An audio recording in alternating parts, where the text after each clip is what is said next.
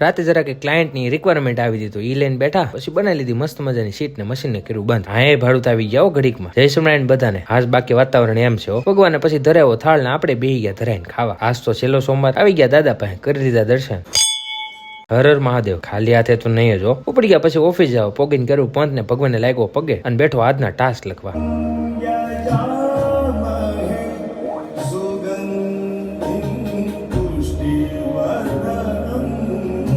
ઘડીકમાં પણ ઢગલો કરી દીધો ને ચડ્યા પછી સાહે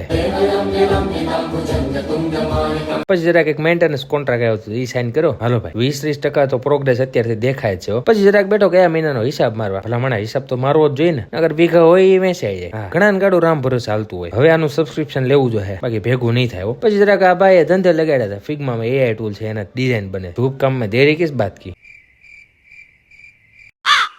પછી જરાક આ બીજું ટૂલ ચડ્યું હતું પણ મારા પૈસા વિના